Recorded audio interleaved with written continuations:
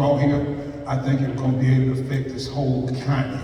I was one that went to the both the local city commission meeting and the county commission meeting, and I began to inquire and ask questions because I was concerned about this plant being put here. After I found out about it, I went to the commission. None of the commission was able to explain to me what was going on, and I went back and started doing some research myself about this type of natural gas plant. In the process of how it happened to get it from natural gas with the pipe through here and then change over to the liquid form where they have to process it and freeze it. So you got profession here, so I'm not trying to play a couple of profession. But I did want to know enough about it to know what I was looking for.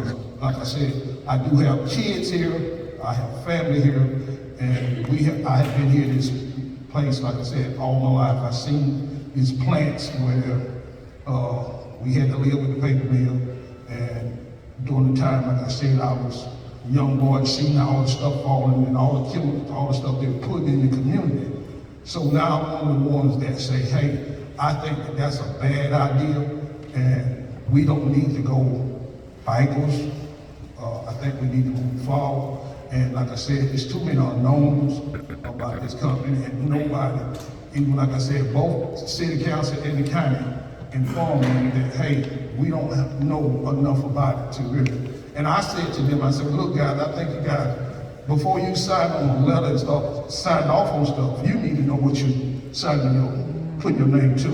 And they said, well, I don't think it's gonna be too much to it, but I think if it had not been for people trying to get involved, it would be something that they would have brought in, and we would have been the last to find out about it.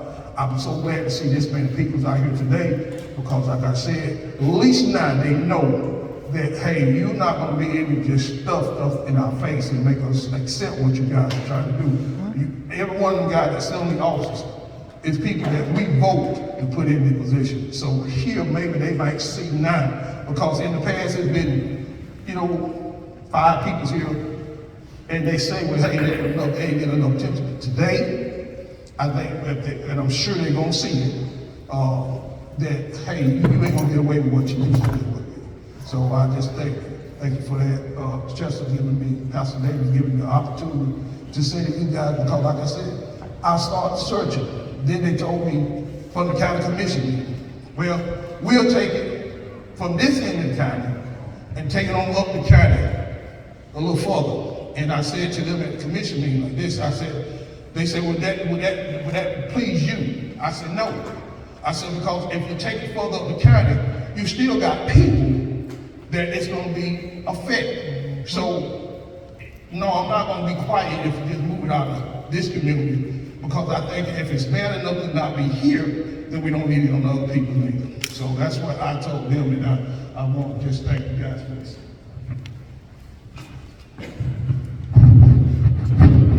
Again, I'm Pastor Chester Davis. I'm also Project Area Coalition President. And without further ado, we're going to bring on keynote speaker, Tyson.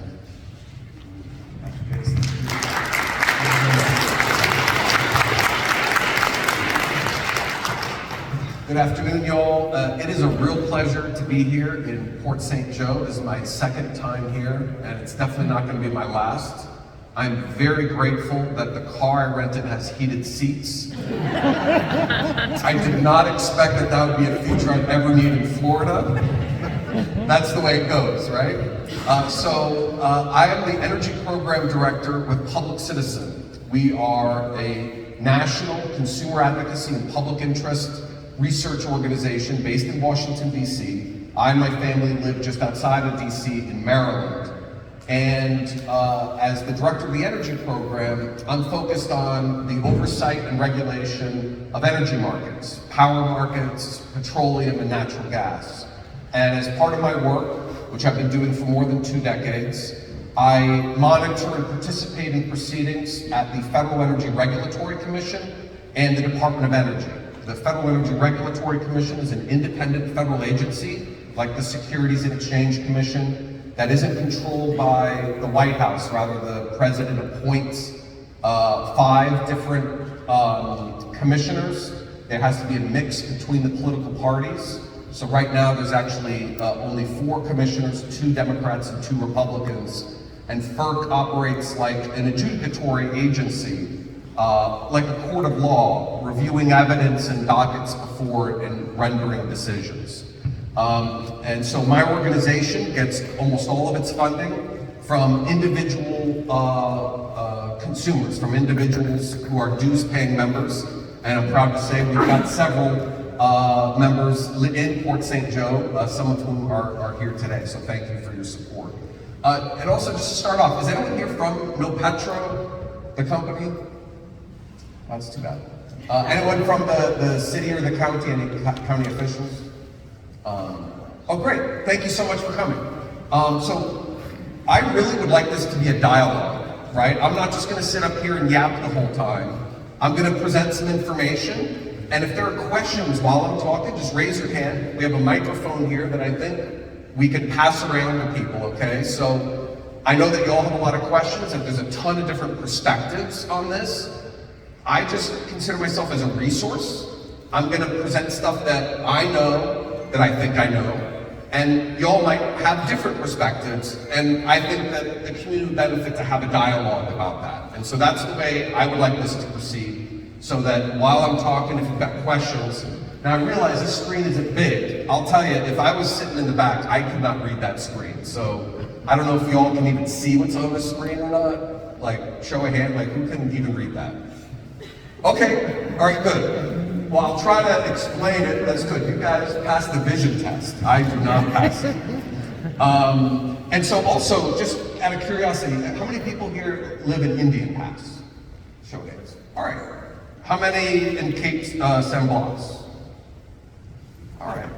How about the town of Port St. Joe? Cool. How about St. Joe Beach? Windmark? Cool. I'm renting Airbnb in Windmark. It's very nice. I'm definitely going to stay. When my wife and 5-year-old son come next time, we are definitely going to stay there. It's very nice.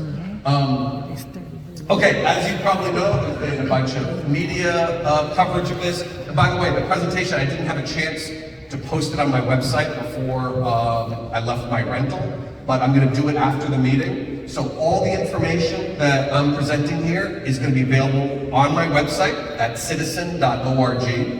And all of these images and things in the presentation are going to be hyperlinked, meaning you can click on them and it'll take you to a different website that's the source material, okay? So that you can read the documents for yourself, so you just don't have to take my word for what the documents say. You can read everything yourself, and I'm going to show you a whole bunch of documents. I'm not going to drown you in paperwork. This is a Saturday. Nobody should be working today. So, but I just wanted to have it for your information. All right, so some of you may have seen this. This is the site plan for the proposed NoPetro liquefied natural gas terminal. This image comes directly from their application to the Federal Energy Regulatory Commission in 2021. So the red area is the 60-acre site that is currently owned by the St. Joe Company, that they have a lease agreement with NoPetro to build this facility. So you can see this is North Port St. Joe, that's Route 98. So this is just a couple hundred feet away from where people live and where there are businesses. And I've got this you might be able to see a little better. I don't know if people can see these 3 black lines here. So those are going to be what's known as the 3 heat exchange liquefaction trains. So the way that a liquefied natural gas facility works is you're going to take in natural gas. In this case, and I'll show this in a moment, there's a massive interstate pipeline called the Florida Gas Transmission that runs from Texas all the way into Florida, okay? That's a FERC-regulated, huge natural gas interstate pipeline. There's a lateral line off of that, just north of Port St. Joe, and that's where the St. Joe Company, your local natural gas utility, plugs into that interstate system. So that's where the gas is coming from it's being directly piped in from, and actually I think I've got a map of that. Let me just show that. Right there. So here's the whole system, starting in South Texas, running all the way through Florida. And here you see I've enlarged it. You can see this major purple lateral line coming off and terminates just north of us here in Port St. Joe. And that's where your distributional gas utility is going to be plugging into the interstate system. Okay? So let me go back to the map. And again, any questions, just raise your hand. I know folks aren't shy, and I don't bite, I promise. So you got 3 liquefaction trains. So you've got the gas coming in from Florida Gas Transportation, coming through the St. Joe Natural Gas Company, and they're going to have to build 2 new larger lateral lines in order to serve the higher volume of load necessary for an LNG export terminal. These 3 trains or heat exchangers, what they're doing is transferring that natural gas, which in its natural state is in a vapor state, it's in a gaseous state. That makes it really economical to move by pipeline, which is convenient if you're moving gas from Texas to Florida. But if you want to move that gas to the Caribbean or Latin America or somewhere where you need to put it on a ship, gas is not dense enough and you're not going to be able to economically move it. So you have to change the gas into a liquid, make it more dense, and that way you can stuff more of it into, in this case, shipping containers to make it more economical for you to ship overseas for export, okay? And so the heat exchangers are going to be super cooling that gas down to minus 260 degrees Fahrenheit. Now, in order to move something down to that temperature, you've got to get rid of a whole bunch of impurities, right? Because if you've got other things in there, other gases, other pollutants, water, you name it, you're going to have some problems during that liquefaction chilling process. So you're going to have some flare systems that are going to be flaring off or burning off those excess emissions from the liquefaction process. And so you've got 3 of these heat exchangers, which just means that you've got more capacity than just one. And they're going to fill up ISO shipping containers, like what you see on the back of an 18-wheeler truck, or what you see in cargo ships delivering all the stuff that we order off of Amazon from China and everywhere else. And these are stackable containers, meaning they're modular. You can move them from marine vessels to on-road truck vessels. And so they're going to fill up these ISO containers and then move them 1,300 feet down to a new dock that is going to be owned and operated by the St. Joe Company. And then the ships will come in here and take those ISO shipping containers away. Does that all make sense? And again, these figures are coming directly from the application that NoPetro made to FERC. And when you get a copy of the presentation online, you'll be able to click on that and go directly to their FERC application so you can see it yourself. Yes, sir? Open loop or closed loop? I'm sorry? Open or closed loop? What do you mean by What are open? the degasification for the production of the LNG? So they have not explained any detail about whether or not it's going to be open loop or closed loop. All they've talked about is do you have another? No, I just wanted to explain your question. In open, and what do you mean? Open loop versus closed loop, production, to chill the gas down to what it needs to be. And what you do with the heavy hydrocarbons that come off. Right. So again, I'm not sure exactly the process that NoPetro is going to have. There is fairly limited emissions when in the super chilling process. And so there are advantages to having a closed loop process.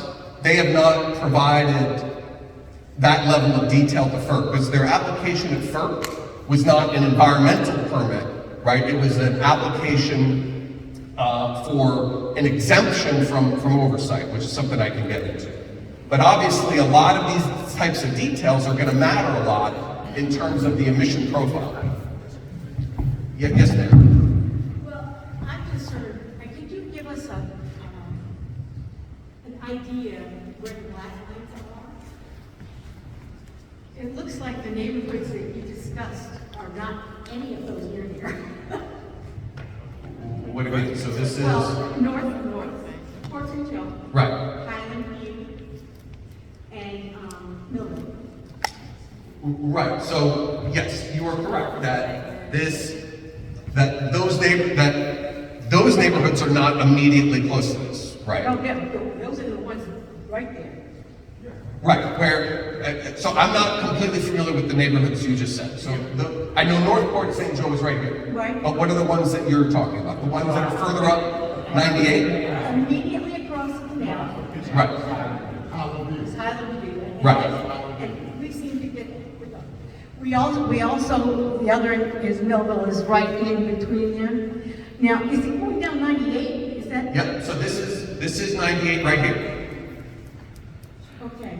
So you want, I mean, I know you understand, but it's the vapors that are the danger. And having them go down there is no other way out of Port St. Joe for some of us. So I've done this drive now a couple times, and it's a 2-lane road, and you've got this bridge right there. And that's actually where the St. Joe company is, and some of that's equipment that's contaminated already. It's my understanding that this site is a brownfield site that's got some amount of contamination on it right now, which might be the reason that they're only entertaining some of these industrial facilities. But there are lots of precedent and examples around the country of cleaning up these facilities so that you repurpose it for something other than continued industrial use like this. They burn off the vapors, and like you said, they have the flares. My understanding is if there's a fire on either a ship or a truck, they let it burn because there's really no other way to contain it. Well, there's ways to shut it off, and there was just and I'm going to get into this in a couple minutes, there was a very large explosion at a LNG export terminal in Texas called Freeport LNG in June that produced a 300-foot tall fireball. Thankfully, no one was killed, I've got slides to go into that, and I can talk about some detail. But anyone that tells you that this type of facility is 100% safe is not being truthful. There are always dangers involved in something like this. Yes. Yes, sir. Okay, so this is the way I understand this.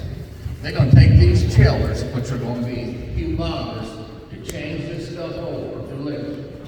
They're gonna have a pipe that's gonna be burning stuff off that is in excess. I'm originally from Louisiana. When you see a pipe burning excess off, that's pollution. You can't get around it. That's what it's gonna do. They cut some of them off in Louisiana because it was ruining a little community like this. Another thing that bothers me is they gonna stop so far and have these trucks lined up, and then they're gonna go over there and put it in instead of running a pipe. It seems like to me, from what I understand, if you stop short and don't run the pipe, you can skirt around more regulations that you don't have to put together. You can kind of hide some stuff. And another thing I think I understand about this is Port St. Joe didn't get any money out of this. They said they're going to hire 150 people or so. I checked on it one time. It was less than 20. I think there's some stuff going on here we need to figure out. Thank you. We have a very good presentation that you'd like to present to us, and then we can ask some questions. I just have one quick question of the location, because I'm fairly new to the state. Is this side of the bridge across from the Dollar General Market? Okay, that's all. Well, what I was trying to say is this, he has a good presentation before we can get into all the questions. And I think some of those questions will be answered as we listen to the presentation. So if you will, And that is entirely my fault. I eagerly invited you to interrupt me at any time. So obviously I'm not a professional at that. So, and my presentation is not that long. I'm gonna go through it and then afterwards we can have this conversation. Okay, but I really appreciate the questions so far. Thank you. So just a little background on the ownership of No Petro LNG. This is information that we got from their Department of Energy application. It's broken into 3 LLCs. It's a couple of gentlemen that are primarily involved in real estate development out of Jacksonville, Florida. You've got the principals who are based in Miami that have been natural gas marketers to Latin America for about a decade or so. And then Tom Ward, who's a billionaire sort of legend in the natural gas business. He was the co-founder of Chesapeake Energy and then Sandridge Energy out of Oklahoma City. Jorge Herrera and Locke brought in these other partners as equity because they needed more money to build a facility like this than the stuff that they've normally done. And NoPetro has never built an LNG export facility before. They've done a bunch of small-scale compressed natural gas, but this would be their first LNG export terminal. And so this just provides a little bit more detail in a narrative sense of what they're doing. So they got authorization from the US Department of Energy to export up to almost 52 billion cubic feet of LNG per year. And so, as I said, they'll be obtaining the gas from Energy Transfer's Florida Gas Transmission, that then would be hooked up to St. Joe Natural Gas. That would be the entity that would be selling the gas transactionally with NoPetro. NoPetro stated to FERC that it will receive the gas through 2 new lateral lines, which I already talked about, and then move it 1,300 feet. Now, we had that question from the gentleman about, why are you moving it by truck versus pipe? And so you can see on this map, this yellow line, and this is for FERC. It says 1,329, 1,329 feet. So what they said to FERC is, because FERC under federal law has exclusive jurisdiction over any LNG export terminal. And so what NoPetro went to FERC and said is, listen, we're gonna have 1,300 feet in between the heat exchangers and the physical point of export. So that 1,300 feet effectively severs the ability of FERC to have jurisdiction. And after a year of battling at FERC, I lost and they won. And FERC accepted their argument and said, because you're moving it by truck 1,300 feet, we cannot regulate this facility. So, and I could talk about why that's important. So here's a quick timeline of all of their sort of regulatory moves. So we believe that in mid to late 2020, NoPetro first secured some sort of lease agreement with the St. Joe Company and with St. Joe Natural Gas to do this deal.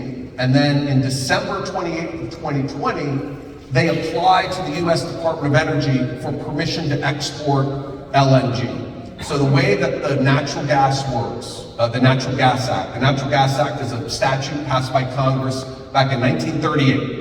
And it says that if you want to export gas, the federal government has to find that it's in the public interest to do so. So you've got to go to the Department of Energy, and you don't have to have a facility. You just say, we as an entity want to export gas. So they applied for that in December, and the Department of Energy granted it in March. So as you can see, that process just took a couple of months. It's not a very extensive regulatory review. A month after they get the authorization from the Department of Energy to export gas, they submit an application to FERC. And that application said exactly what I just said a minute ago, which is, hey, we've got a unique design in our facility that should render us to be exempt from your oversight. In May, I submitted a protest at FERC saying, laying out a bunch of technical reasons why we believed that NoPetro's claims were wrong. And the reason that we got involved, and this is how I first learned about this project. So one of my jobs at Public Citizen, which sometimes is kind of boring, is just reading through new filings at FERC. I know, really exciting, right? And so sometimes those filings are not very exciting, but sometimes there are interesting ones. And we're the only group that routinely looks through these filings. And so we came across this filing and we said, this seems like it's precedent setting and we should get involved, because I had concerns that this could create create a national loophole that if they're allowed to be granted this exemption, I think you'll see similar facilities pop up around, maybe even in this area, because going through the FERC jurisdictional process is time consuming and it's expensive because it's so thorough, right? And I'll go through in a minute how thorough that FERC review process is. So the company has a lot of financial incentive to avoid dealing with FERC. So I submitted a protest in May of 2021. In June of 2021, we had letters submitted on the same day by Stuart Schoaf, the president of St. Joe Natural Gas, and Florida State Rep. Jason Schoaf, endorsing No Petro's call to be exempted from oversight. And then in July, U.S. Representative Neil Dunn wrote a similar letter asking for FERC to grant the oversight to No Petro. Then we fast forward, nothing happened, which is very common for a filing like this. Sometimes it takes a year or so before FERC acts. There's no strict statutory timeline.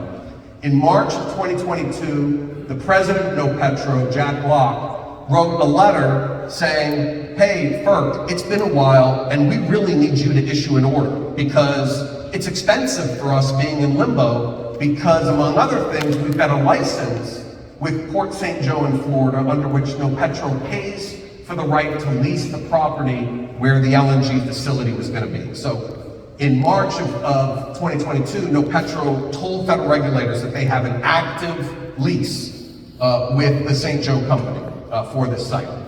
That apparently was a very persuasive letter because 4 days later, FERC issued an order granting the exemption. Under FERC's rules, I had the right to request a rehearing, which I did in April of 2022. And so there I just pointed out a number of mistakes that FERC made. And then in July of 2022, FERC dismissed my rehearing request. And what that did was open up the door for my organization to go to federal court to ask federal judges to review FERC's decision, okay? Now, in order to do that, you need to have something called standing, which means that you have living, breathing human beings that can attest that they were harmed by FERC's decision. And so I needed to find people in Port St. Joe. At the time, I didn't have members here.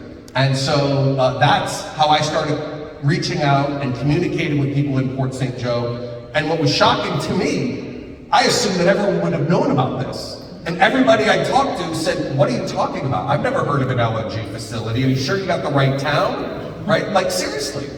So that's how I became introduced to your community, because we needed people in your community to sign declarations to the court in order for us to have standing to sue and go to the federal court and ask the federal court to review these facts. Okay, so I've been doing this a long time, and that's the first time I've ever encountered a situation where the local community had no knowledge about a regulatory process involving a potential industrial facility in their community. And I think that that shows that there are some problems of communication that probably need to be improved. So, on September 27th, 2022, Public Citizen, we sued in federal court. And I've got the case number there. Our first brief is due next week on January 18th. And then I think 2 months after that, FERC can respond. And then oral arguments where our lawyers go in front of the panel of judges to orally argue the case. That will happen probably in the fall of 2023. And then the U.S. Court of Appeals will probably render a decision in 2024. So don't hold your breath. It's going to be a little while, okay? But in the meantime, there's other things that can be done. So that's just a brief overview, okay? This is just a letter from Representative Schoaf to FERC encouraging the exemption. So why is it important for FERC to have jurisdiction? So FERC, under federal law, is the only agency authorized to conduct a comprehensive environmental review. And a FERC proceeding also allows any interested party, citizens, landowners, business owners, to intervene and participate in that proceeding. And you can intervene for free. I'm not a lawyer, and I'm involved in like 200 different dockets at FERC right now. So that's a cool thing about FERC, is that anyone can participate in a proceeding, enter in evidence, say, FERC, you need to understand about the community that is around this proposed facility, and things like that. And so FERC oversees a very participatory process, and it can take a long time. So there's a LNG export terminal that has not yet been built in Jacksonville, Florida, but has been authorized by FERC. That company called Eagle LNG applied at FERC for permission to construct and operate an LNG export terminal in January 2017. FERC took almost 3 years to conduct the comprehensive review and finally granted it in September of 2019. So FERC approved it, but only after a lengthy review process. So here are some of the things that FERC looks at during this, in the case of the Jacksonville facility, almost a 3-year process. They look at the impact on geology and soils, on land use, on water resources and wetlands, cultural resources, vegetation, socioeconomics, air quality and noise, endangered species, public safety reliability. They look at environmental justice impacts. So this is not just looking at what are the air emissions going to be, what's going to be the impact on soil and water. It looks at what the impact on the community is going to be. So it's really a comprehensive process that, like I said, in Jacksonville took almost 3 years. So I think we've talked about LNG already, so I'll skip on that. So the health and safety impacts of LNG. Obviously, there are air pollutants, as we had some questions. And some of those pollutants can be particulate matter, nitrogen oxides, volatile organic compounds, sulfur dioxide, and carbon monoxide. Again, we don't know the exact levels because they haven't applied for any air quality permits. But understanding exactly how much of these pollutants they want to be able to emit and at what periods and points of time is going to be a very important consideration. These facilities, even a smaller scale facility like this, are going to have flare-off of certain aspects of the process. Now, there's going to be a lot of heavy truck traffic, as was already mentioned, because in order to be exempted from FERC oversight, they can't move the gas from the liquefaction facilities to the dock by pipeline, so they're going to have to place the shipping containers on trucks, drive those 1,300 feet to the dock, where a crane that they're going to build and operate is going to load those shipping containers filled with LNG onto marine vessels. In addition,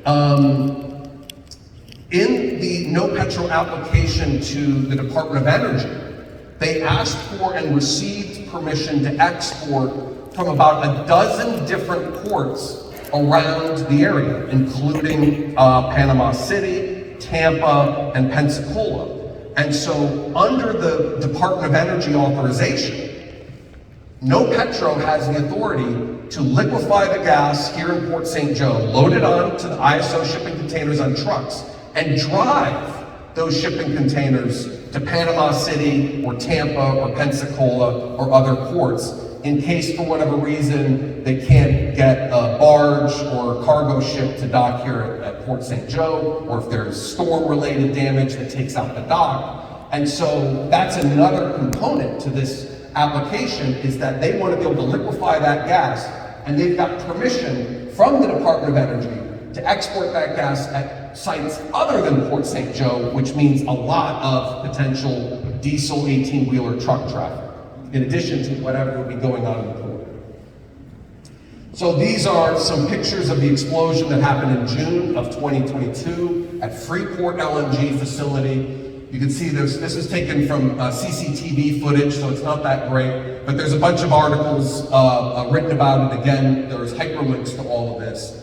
And the PHMSA, the Pipeline and Hazardous Safety Administration, which is the sort of pipeline safety division of the United States Department of Transportation, issued its preliminary report in November on the cause of the June explosion. And what they found was that there was a malfunctioning valve where the gas was coming into the facility. And so as a result, gas was escaping where it shouldn't have been, and then what looks like to be faulty wiring created the spark to incinerate that part of the facility.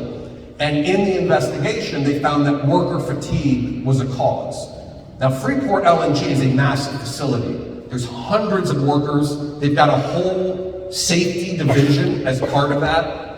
And so what this shows is that even at very large facilities that have good OSHA-trained managers and staff, you can have worker error that results in a catastrophic explosion, okay? It just happened in the United States, in Texas, at an LNG export terminal that still hasn't opened, right? The explosion happened in June, and the damage has been so significant that they're hoping to open maybe later this quarter or second quarter of this year. So maybe it might be a couple months.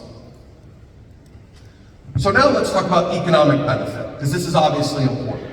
And we've got an email from the head of the Gulf County Economic Development Coalition to the Gulf County Administrator for the County Commission, saying that NoPetro informed them that their facility would create 12 full-time jobs. Now that is in contrast to what was publicly said in September at the County Commission's office, where the county administrator said that it would create hundreds of jobs. So obviously there's a discrepancy there. And again, here's the actual email. So the email, and I got this again through records requests, and I'll talk about that at the very end, that your state has probably the most powerful records law in the country. I was not familiar with it. I deal with the federal law all the time, but it's in your state constitution. Article 1, Section 24 of the Florida Constitution grants you as citizens, and any citizen, very broad rights to request an array of documents from your public officials. So we've been using that and getting a lot of information that folks weren't sharing with you publicly, unfortunately. And so here is actually an email from Jim McKnight, who's the head of the Gulf County Economic Development Coalition, drafting a response to questions from a reporter. And here it says, the reporter asked, what estimates has Gulf County received regarding the estimated jobs and tax revenue from the proposal? And it said, at a non-public meeting between NoPetro and various local government officials on October 14th, NoPetro stated that the first phase of their project, these liquefaction trains, would create 12 full-time jobs and cost $80 million to build. And unfortunately, the county administrator, he was sent this email for review, and he wrote, tell Jim McKnight to ignore the reporter, give them no response. And so that's why this information didn't become public, because the county administrator said, don't release this information to the public. Again, this is in the email. So, there was also a number of claims at the public September county meeting about the impact on tax revenue. And so during the September 27th meeting, it was publicly stated that the NoPetro LNG facility would provide $2.6 million in annual tax revenue for Gulf County and $1.35 million annually for the city of Port St. Joe. But in the email I just showed you, those numbers were much smaller. $480,000 as opposed to $2.6 million, and $300,000 versus $1.3 million. So obviously there's some discrepancies here. And here are the two letters that were written in support to the St. Joe Company, telling them that the Board of County Commissioners and the Gulf County Economic Development Coalition have both endorsed the building and operation of the LNG facility on the St. Joe Company land. So another thing that we investigated was, well, did the proposed LNG facility in Jacksonville that I've already talked about a little bit, did they receive any tax breaks in order to secure support from the city? They did. The city of Jacksonville authorized a $23 million property tax break to Eagle LNG in exchange for an explicit pledge to create 12 full-time jobs. So again, the Jacksonville facility, very similar size. Yeah, on a per job basis, that's not a very good deal for the taxpayers of Jacksonville, I'm just gonna say. And so here, I've got links to the actual deal that, and this is on the City of Jacksonville website, but I've provided direct links to it where you can read the agreement yourself and see that, and so one thing is, all these companies are looking at what tax breaks other companies get. So this has now set the standard for Florida, because any other LNG facility or other facility is going to take a look at the deal that Eagle LNG got in Jacksonville, and they're going to come to the city of Port St. Joe, and they're going to come to the county board, and they're going to say, we want that deal. Otherwise, we'll take our toys and go elsewhere. So what this precedent that the city of Jacksonville has set is whatever tax benefits that might come from this, you're going to have to subtract out whatever tax break the company is going to try to negotiate. Also, I provided a map of the location of the proposed Eagle LNG facility in Jacksonville. I circled it with a red circle here. It's not built yet. There's no houses. There's no community here. This is all industrial. This is a huge Marathon Petroleum Corporation way station. This is a Buckeye oil and gas terminal. This is an industrial site with other petrochemical operations, right? There's no homes, there's warehouses, there's other supply centers. It's not being built next to a community. This is a road that is only serving the industrial area. This is not a central artery road into the community the way that 98 is, right? So there are some pretty stark differences about the location of the proposed LNG facility in Jacksonville compared to what we're seeing proposed here. Now, and I'm almost done, I promise, and then we'll get to questions, just like 2 more minutes. Unfortunately, No Petro LNG is not the only facility being negotiated. As I said, we've done a number of records requests, and we've gotten hundreds of internal emails from your various government officials through our rights under the Florida Constitution. This is an exchange from September 2022 between the Port Authority and a company that wants to build an industrial CO2 waste pipeline in Port St. Joe. And so what the proposal is, and you can see they provided a helpful graphic, the company did. They want to take carbon dioxide waste from petrochemical facilities in Texas and Louisiana, put it on to large container ships, sail those container ships into St. Joseph Bay, as you can see here, unload that waste CO2 into a new pipeline that they want to build that will be utilization and sequestration of that waste CO2. So they're envisioning using that CO2 for other industrial processes. It's not clear where these other industrial facilities would be built. Probably not in Port St. Joe, but it's not clear.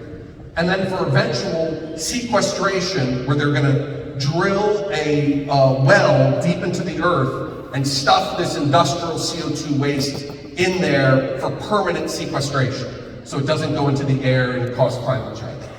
So this is a proposal that local officials met with to discuss bringing that to the same site as well. Again, this is all in the email records.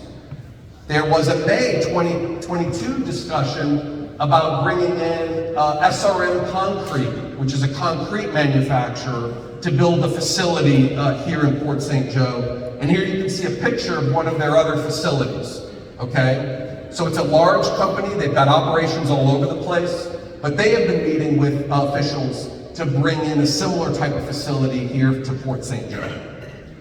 And again, this is the last slide, and then we can have that discussion. Thank you so much for your patience. This is just information on how to do the records request that we've been doing. Because we shouldn't just be doing it, everybody should be. If you're talking to your elected officials and they're not giving you the information you want, you have a constitutional right to request communications that they have about the people's business. And your rights are articulated here in Article 1, Section 24. This outlines what your rights are as a citizen to request information. And I'm happy to consult with you if you've got questions about how to put together a sample request to get information yourself. So thank you so much for your patience. I look forward to any and all questions you have. Thank you.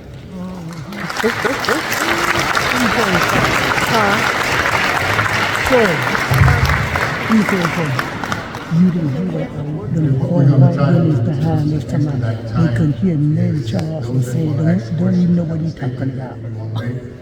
Raise your hand, I'm trying to get a mic to you. As soon as you finish your mic, we want to wipe it off and pass it on to someone else. Okay, the gentleman in the blue shirt in the back, he's the first one. I'm telling you the truth. I just want to preface the question and answer session just a minute. My name is Frederick Griffin. I live in Port St. Joe. If you're not offended, you didn't pay attention, number one. Number two, we got to ask the people that are making decisions for our county and our city why we want to go back to being a mill town again. Why we want to go back to that 1938 to 1999 time when everything got poisoned and we're still living with that.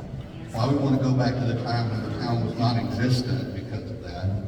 And one last thing to clarify, LNG plant can be a distribution plant, a storage plant.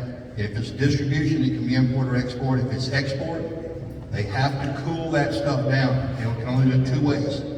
One way is a closed loop, doesn't hurt anybody, doesn't hurt the environment. The other way is an open loop, it costs them about 1.5% less. It destroys billions of gallons of seawater and sea life. Think about that while you're asking the question.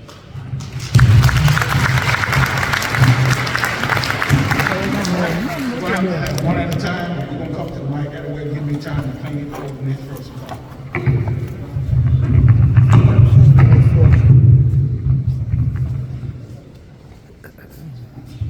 Great presentation.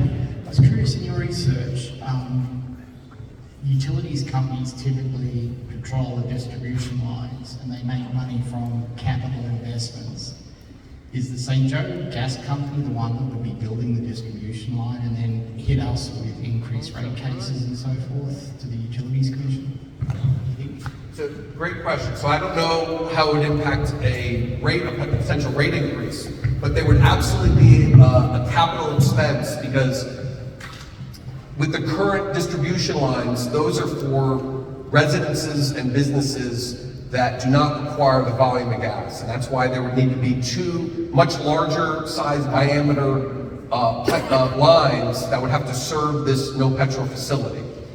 Now, no petrol would be a lucrative customer for St. Joe Natural Gas because anytime you can sell larger volumes to one customer, the economies of scale of that transaction. So I actually don't know how the rate impact would be, but there's no question that this would be a very important potential business for the St. Joe Natural Gas. Capital expense, and they would be able to get back. Yes, so you can do that through rate recovery. So the capital expense to build those two new lateral lines would go into the St. Joe Natural Gas Company rate base. That's correct.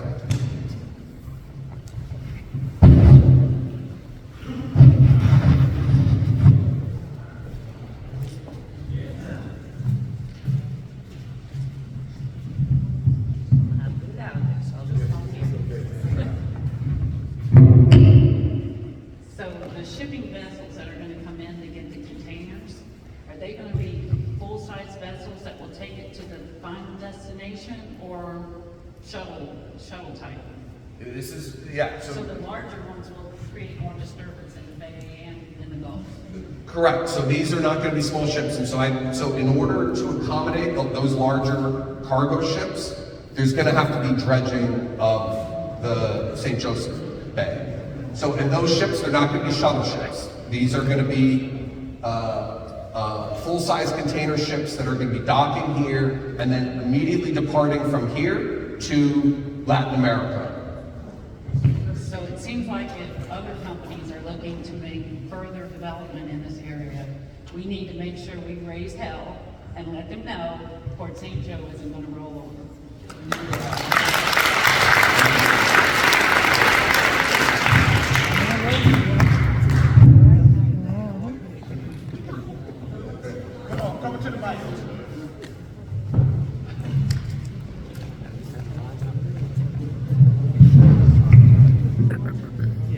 So the dredging that would be required for these ocean-going vessels, I read up on it a little bit, they could be 136 meters long. I mean, these are huge ships. They could have wakes, even in turning in the bay that could, impact the shoreline, especially by windmark as they're coming past.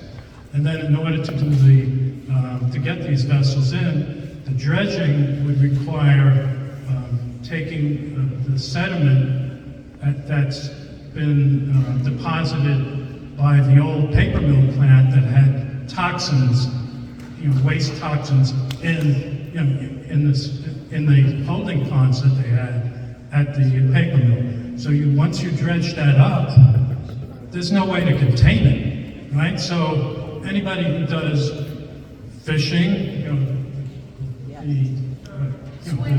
swimming, scalloping. So all those toxins could actually get into the ecosystem there and impact the community. Absolutely. And so I'm not aware of what, I know that the Florida Department of Environmental Protection, if FERC doesn't exert jurisdiction, they've got limits of jurisdiction over some air quality issues and some land and water issues. But I'm not aware of the type of comprehensive assessment that FERC would require.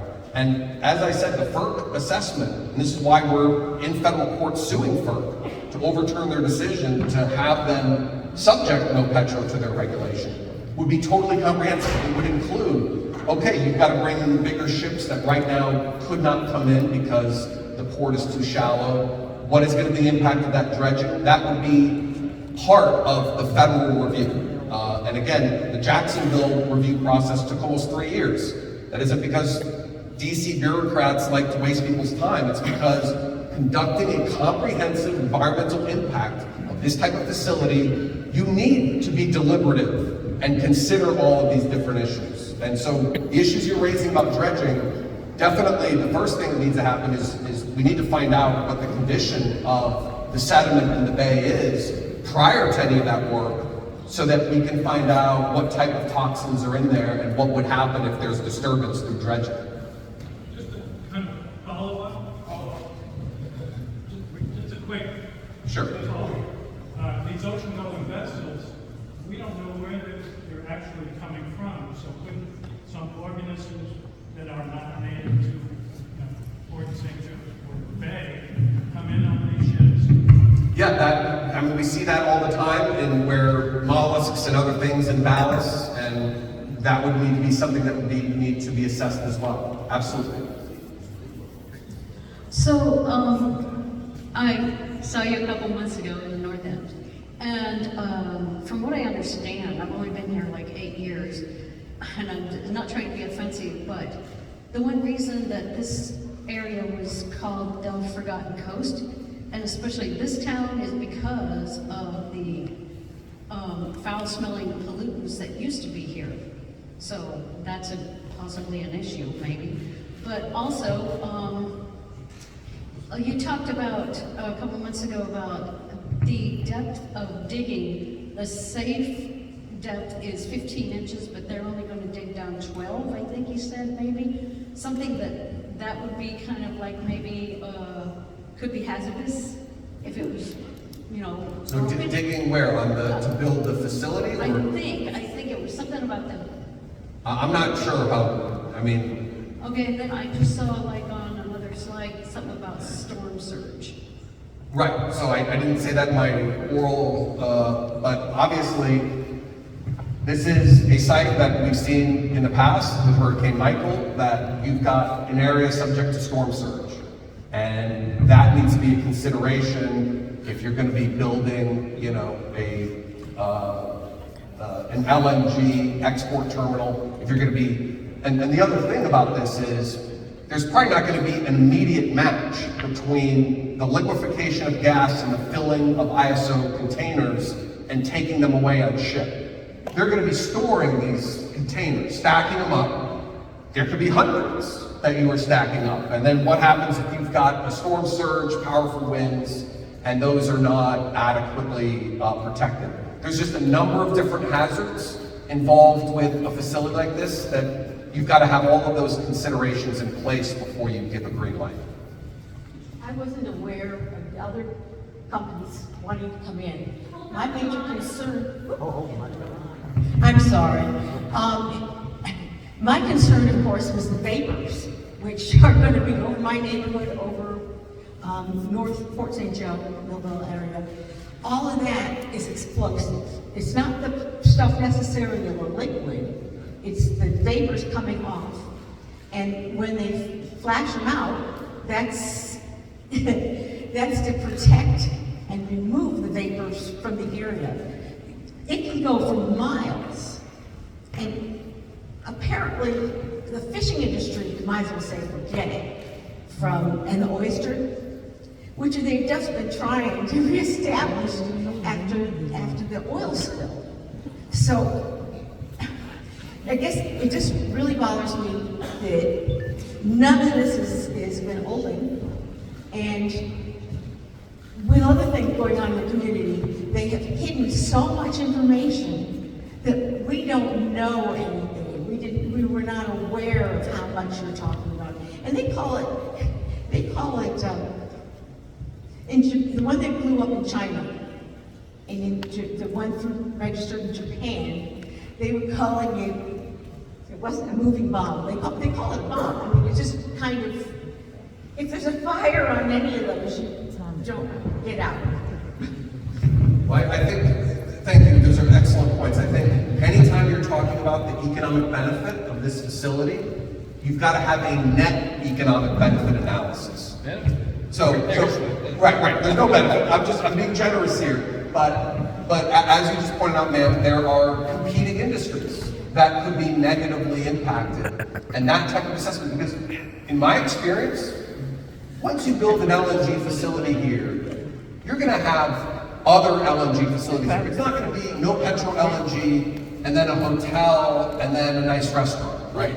It's going to be an LNG facility, and then another LNG facility, and then something else and so that's the kind of decision of what the future development concept of Port St. Joe is going to be. I showed you where the Eagle LNG facility is going to be located in Jacksonville. That is an established industrial area. This is no longer an established industrial area. And so the question is it going to be recreated, or can we move in a different direction? Yes, ma'am.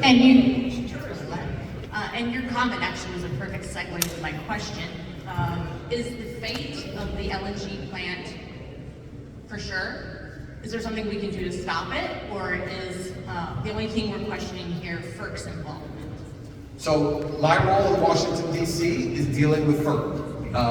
And I think the reason that we've got so many people assembled here is because you've got elected officials at the county Board of Commissions and at the city of Port St. Joe, both of which have jurisdiction over this land. And right now, from the emails that we've gotten and the communications that we've seen, it seems like the St. Joe Company and the Port Authority have sort of been in the driver's seat of what to do about this land. And they are simply entertaining and seeking development that makes sense for them, right? Instead, in my opinion, what should be happening is that the city and the county should say, we need to have an affirmative development plan for this area and have conditions on what types of development and what kinds of industry could come in here. And not, because right now the city and the county are essentially in a responsive mode. They are simply responding to development pitches that the St. Joe Company is bringing in. And I think that's backwards. I think the city and the county instead should be saying, we're listening to our constituents, we're listening to existing business owners, and we want to see a different type of development that's more sustainable and in line with what our vision of the Port St. Joe area should be.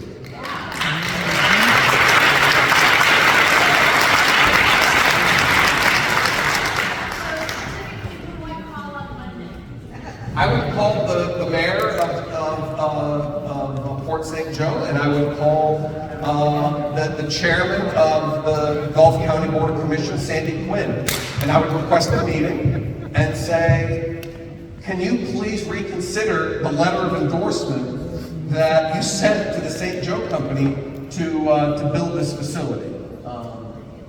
Sorry, I forgot how to think on slides here. So remember,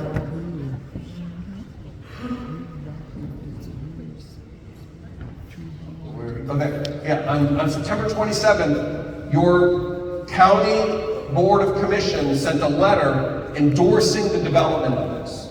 So I think it's probably important, considering the facts that we've learned since then, that they made that decision a little too quickly, that they didn't have all the facts, and say you should rescind that letter and instead initiate a process working collaboratively with the community on how we're going to manage development here. That would be my recommendation. Yes, sir. Great question. That was one. One other one I was talking with some neighbours. Did I hear you correctly that the bulk of the transportation that they're going to produce out of this plant will be on trucks? And there's a high likelihood that you would get the rights to transport to other locations. And in your research, the neighbour was saying that those trucks are pretty heavy, so there's a cascading effect to the infrastructure, the community, the traffic. Did you uncover anything that you see as we can challenge there as well? Because it's going to cost us the roads and everything to be. Well, that's something that obviously the city and the county have not considered, because otherwise they wouldn't have sent this letter. But this is the really crazy part of No Petro was so eager to get the exemption from FERC oversight that they're willing to engage in a pretty inefficient process. It is much more efficient to link up your liquefaction trains by pipeline, where you're piping the LNG directly into the ships. That is way cheaper. But if the company did that, they'd be subject to FERC jurisdiction. And in my opinion, this company does not have the money or is not interested in the expense of dealing with a comprehensive environmental review. So instead, they and their lawyers came up with this loophole that is now going to require trucks to travel this distance instead of a pipeline. So where are all those trucks going to be? I don't think that these are going to be owned and operated by No Petro. These are going to be contract truckers, right? And so where are those truckers? Are they just going to stay here on the 60-acre lot site? No, they've got other business. This is going to be, even if they're not transporting that LNG and shipping containers to the other ports, like in Panama City that they've got the authorization to do, you're still going to have truck traffic, significant new truck traffic, just so that these guys can effectuate the loophole and drive 1,300 feet to a dock. Thank you, Mr. Slocum. Thank you for coming, and Reverend Gaithers, Mr. Davis, thank you for putting this together. I think there's a lot of good information that's been provided to the public today, and just listening to the comments, I think it's important to note, going back, Mr. Slocum, you were talking about the communication with the public. You go back and watch the public meetings for the last 4+ years, and public meetings have been having these discussions about the LNG. There's an abundance of discussions in public meetings with the public about it. If you can, you go back to that letter of endorsement. I think it's important to note, Mr. Slocum, too, because you said it was just a general letter of support to St. Joe Company. I work with the commission. The county commissioners are here, city officials are here as well. The letter actually says, if you read the actual text letter, I know it's small for people, it encourages St. Joe Company to invite these potential energy companies to come here and educate the public on the benefits, possibly the burdens or the negative impacts on the community. That's specifically what that letter says. Just as you are doing today, providing information to the public, they've also, the local city and county officials, have invited everyone to come in and have these discussions before them. It's a letter, general letter of support back in September to St. Joe Company saying they're encouraging economic development, job growth, and to come and encourage the dialogue that you're having with the public today. I know that Reverend Gathers, Mr. Davis, they've all come to the county commission meetings as well, and the commission has reasserted that position, which is they want to hear both sides of it. They want to hear from the public, and at that time they can make an informed decision, just as everybody here is to do it today. I don't want to just categorize that letter as just say it's a general letter of support, they encourage the industry, without having all the facts that you're providing to them today. So in terms of communications, it's been ongoing for many years. I think it's continuing. You have a commissioner right over here, you have sitting next to Danny. You have city officials back there in the back of the room. I think this is part of the process. So I thank you for coming. I think it's important that that letter represent exactly what the request was, that they want to continue this dialogue with everyone involved. I appreciate that comment very much. Thank you, sir. I see a question there. Hold on, I think. Oh, let's keep it in order now. Y'all can't speak at the same time. Thanks, sir. And then we'll get to you.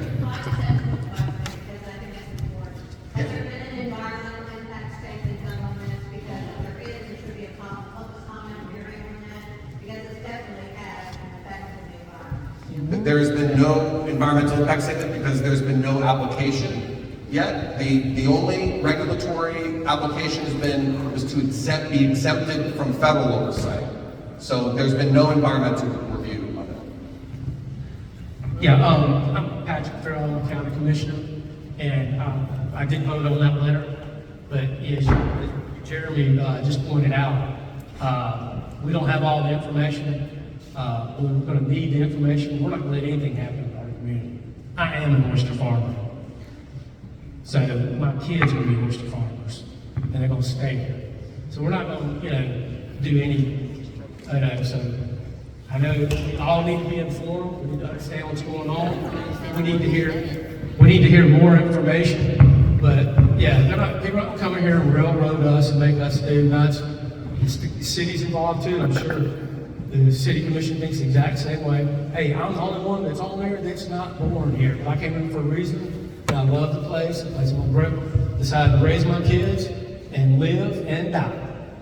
So, I mean, I'm glad Jeremy pointed out that in that, about that letter. And Reverend was there and that's the exact words that the chairman used. So we're not going to let anything happen in our community. Thank you. Sir, you address if you didn't have the information, why would you let us know, Gary? No, it was a board, as a board, we were encouraging development and them finding somebody to use a piece of property. Just like Easter. We did the exact same thing for Easter. We did the exact same thing for the chip, but that's just to get the ball started. They can come talk to us. I don't know who they are or what they are, but we're not going to let anything happen. If it's in my power, I'm not going to let anything happen in our community. Especially about my family.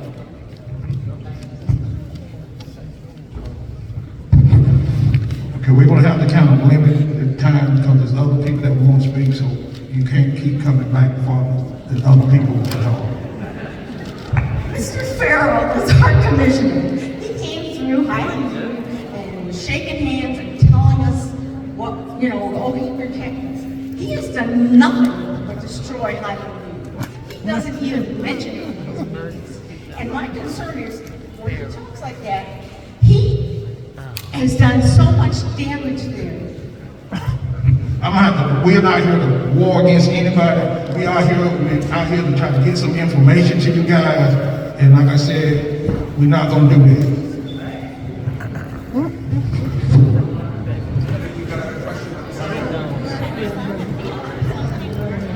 My concern, if FERC is not involved, who would actually regulate the construction, the safety, the need for safety? I've read in these plans that are constructed have all sorts of fire retardant equipment. They had that at Freeport, which apparently helped minimize the damage. Who's going to make sure that no Petro does that if FERC is not involved? So there are some, under the Pipeline Safety Act, the Department of Transportation has some oversight on some of the safety issues that you asked about. So it's not going to be a completely unregulated facility. But in terms of doing a comprehensive assessment before it's even built, There's only patchwork oversight right now between the state, and then the city and the county both would have to provide a land use permit. And there, they can set different parameters, but I think it's fair to say that neither the city or the county have the internal expertise to review a lot of the issues that are raised here, whereas an agency like FERC has full-time staff of experts and scientists that all they do is review applications like this. And so again, nothing against the city or the county, but there's a lot of issues involved with the footprint of a facility like this that Gulf County and the town of Port St. Joe just don't have the capacity to successfully analyze. Thank you, Mr. Slocum. Thank you for the presentation, by the way. I do actually have a question, and I think it's very valid.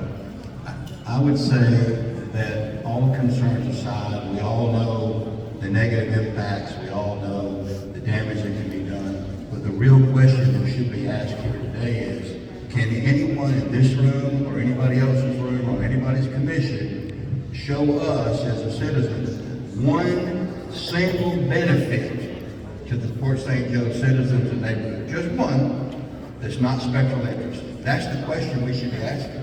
Is there any benefit?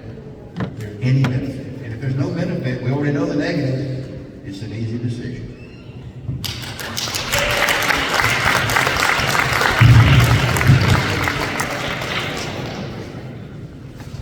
I got a second one now. Besides contacting our mayor, I wonder why we wouldn't go ahead and contact both of the representatives. Closer to that. I don't want to be yelling at everybody. So besides contacting our mayor, I know we've got city and county people here, but I think we should contact both of the representatives that asked for FERC to be excluded from involvement and say, what's your reasoning for that? How can you possibly not want this federal oversight before the development is approved?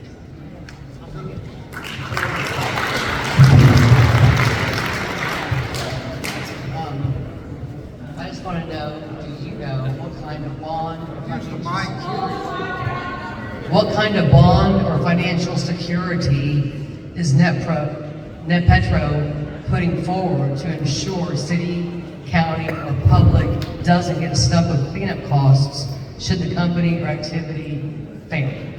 That is a great question. We've got no information on that, but that would be part of the necessary process to put up some sort of bond in the event of decommissioning costs or catastrophic failure costs or whatever.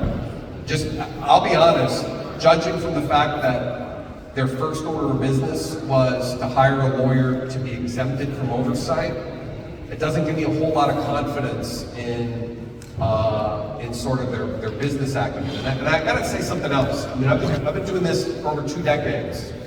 And this is the first time that I've ever experienced where a company seeking to build a facility for the first time in a community did not approach the community in public. If you read all those news articles, NoPetro is never quoted because they refused to talk to reporters. If I was NoPetro, I'd be proud of my technology, of my employees, and I'd be wanting to sell the community on what I want to bring to the community.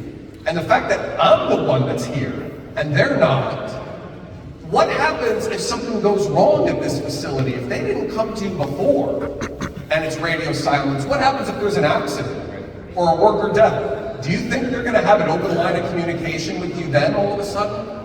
So I think, I look a lot at how a company or any other entity interacts with the community. And the fact that they had one private meeting that wasn't open to the public back in October 14th, and that's it. It's a mystery to me why they haven't come here to try to sell the community and what they're trying to do. And I think that says a lot about who they are as a company. Thank you, ma'am.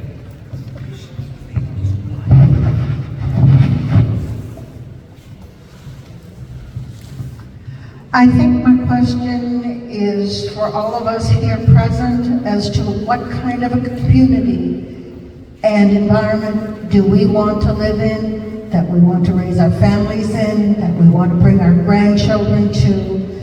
And what this plan does is affect all of us where we live, where we have our homes, whether we have grown up here our entire lives, or whether we are blow-ins and have only been here a few years. But we've come here for a reason, and that's because of the special nature of this place. So what we need to do as a community is ask our leaders, whether it is county commissioners or whether it is the city council, is where is the strategic plan that they have that guides the development of this community? Do we go towards an industrial model? And then do we lose everything that this community has worked for since the closing of both the chemical company and the paper mill to recreate itself?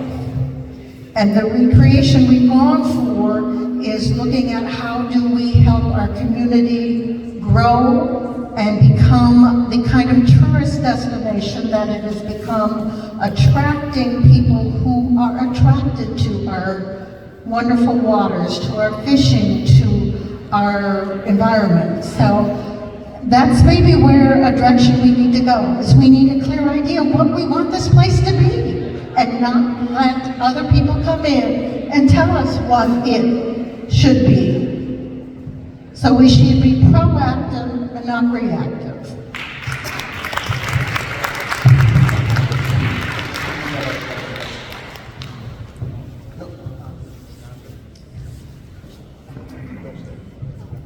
My question is more about FERC and the process. If the suit is successful and the No Petro company would be subjected to the thorough review by FERC, and what are the outcomes that FERC could then, what are our options for the outcomes? Like, how much power does that group have? Like, would they just go through, say, this very long, maybe a similarly long process that they did with the company in Jacksonville, maybe make recommendations, but then, it just kind of delays the inevitable? Like, or would FERC have the power, is that part of their, I guess, statutory authority? Yes, to prohibit the plant from even being built if, through the review process, certain thresholds are not met or crossed? Absolutely. So FERC, under federal law, you have to get an authorization from FERC in order to construct your facility. So FERC can reject it outright and say, because under the public interest threshold, FERC has to review, a dozen or so different complex criteria. And so No Petro would have to hire third-party experts, soil experts, marine experts. They'd have to consult with Fish and Wildlife about impact on migrating birds. They'd have to look at the impact on the community. They'd have to do simulations of truck traffic. And if after all that review, FERC says, you know what, you're gonna have to make modifications, or we don't think that you're ever gonna be able to get the public interest based upon the impact, so FERC can reject it, it can order modifications. But again, we're not even gonna get to that stage until 2024. So in my honest opinion, the most important thing right now is to not allow a shovel in the ground to start building this thing until we've got confirmation and more detail about what it is that they're trying to do. Or just tell the city and the county, no more support letters until the court, the federal court, has had a chance to decide whether or not this facility is going to be FERC jurisdictional. That might be a really good course of action, to just say, let's wait for the court to review the case, because if FERC has it, the city and the county can still play a role, right? They still have the right to provide a land use permit, even if FERC grants the authorization, right? But allowing FERC to sort of conduct that comprehensive review, I think, would be a big assistance, because the city and the county could intervene, you could intervene, everyone here could intervene for free. You don't need to be a lawyer, and you can submit comments, and you can demand that FERC hold a hearing here in Port St. Joe, so that all of those science experts at FERC actually come here to the community. Because I gotta tell you, I like it here a lot. I told you I'm gonna bring my wife and son here next time. I'm glad they didn't come this weekend, because my wife would be like, why did you take me to a beach town and I can't go to the beach, right? So yes, I hope that answers your question. I fully support the idea of this being a FERC oversight project. I just wanted some clarification as to what their ultimate authority is, or will be. It's under federal law, yeah, FERC can say you guys have not provided enough information to justify this in the public interest, and can reject it outright. Let me say this, because I'm on relinquish, I'm going back to my place. But let me do this, because I want to thank the guys from the county commission that came, because at least that showed us that they want to have information. So I want to say that, and I thank y'all guys for participating.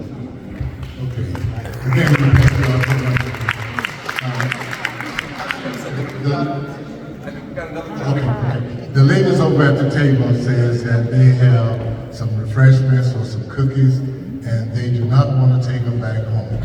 So please visit those tables before you leave. And they also have a petition if you would like to sign or not like to sign. At least go by and speak to them, because we didn't know we was going to have this great a number, but we thank God for the number. All right, so if you will, Pat, I get a cookie on the way out. All right? 60-second history lesson for those of you that have stuck around. No questions here at all. 1938, the town of St. Joseph was founded. 1939, here came the people that drafted the Constitution for Florida to become a state. 1945, 2 hurricanes and yellow fever later. In 1951, the population went from 10,000 to 0. 50 years later, well, 18. 1838, 1839, 1851, I'm getting us to 1900. That's when the railroad came in. People started coming in. There was more jobs, there was more industry. The town was rebuilt in 1909. We actually became Port St. Joe. 1938, right after the Depression, guess what happened? Here comes somebody that wants to build a plant. Right down here on the beautiful Gulf Coast. That was chemical, that was poison, that was a paper company. No way around it. The ground's poison, the water's poison, et cetera, et cetera. 1999, they closed. Have the population leaves. What happened next? We rediscovered the reality of what Port St. Joe should be. History lesson over.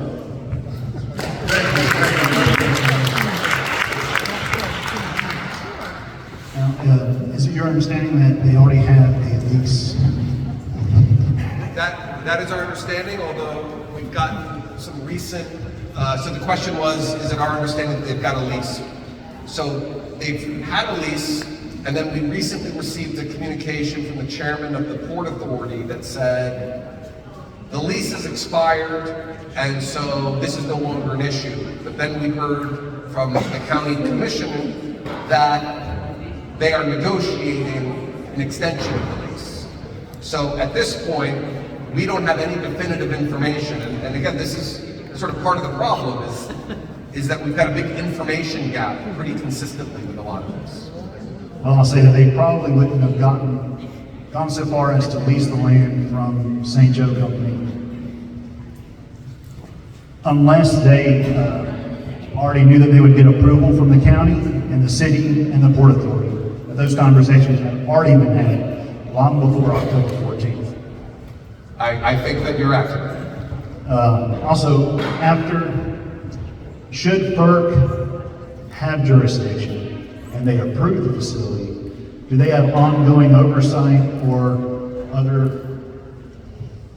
Absolutely. So they approved the Jacksonville site. It hasn't yet been built, but if you go into that docket, you'll see there is constant notification to FERC that FERC had told them, okay, we have approved your construction permit, on the condition that you do the following 20 things. And so there's a bunch of follow-up. And then once the facility's in operation, there is oversight by FERC, but then there's also a handoff to PHMSA, the Department of Transportation. But FERC retains jurisdiction over the facility after it is constructed. Okay. Yeah, I'm glad you brought up that it's much more expensive to transport. I'm sure they won't be using full-size rigs, they're probably using mules to do it 1,300 feet. They probably would just have a facility right there on the port with the trucks that would just stay there. They wouldn't be coming back and forth. Right. But yeah, it just doesn't make any sense to move it that way. So there must be a very big incentive for them to try to avoid FERC. Yes, there is. Okay. And I think we've got another question for this gentleman. I don't think anybody wakes up in the morning and says, if I just had a liquid natural gas facility in my community, things would be great. Okay? No one does. But in saying that, it seems like this meeting is more about letting us know it's coming. And do we want to have some better control as being built, or just let it get built?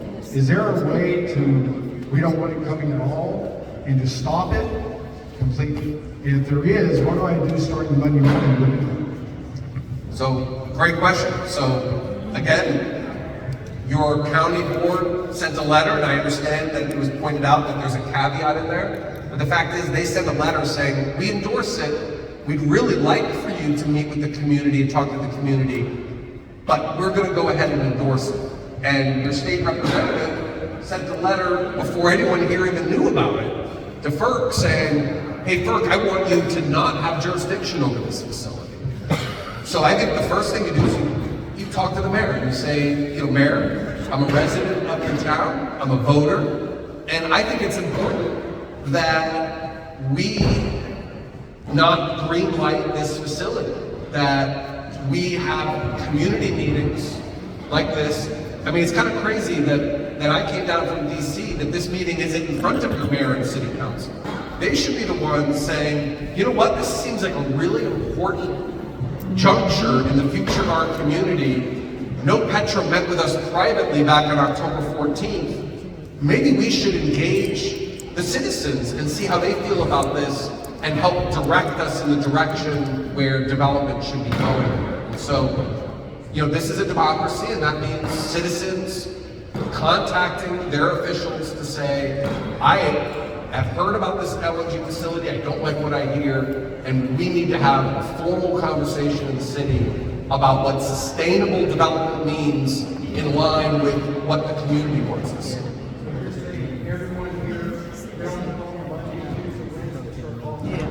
Yes, sir. Okay, again, our time is just about to expire, and we hope that we did not miss anyone with their question. Now, okay, just a minute, we got you. As we get ready to depart, those that's able in it, especially men, let's fold up some of these chairs so we can put them back in the rack. Again, like I said, there's one young lady that had a question, if you want to come forward. Yes. I was invited, if the question is if you're a follow-up meeting, I was invited to come here by residents. I do not need an excuse to come back here, so y'all tell me when you want me to come, and we'll see if the weather is going to be a little warmer, and I will be thrilled. Yes, give them a round of applause.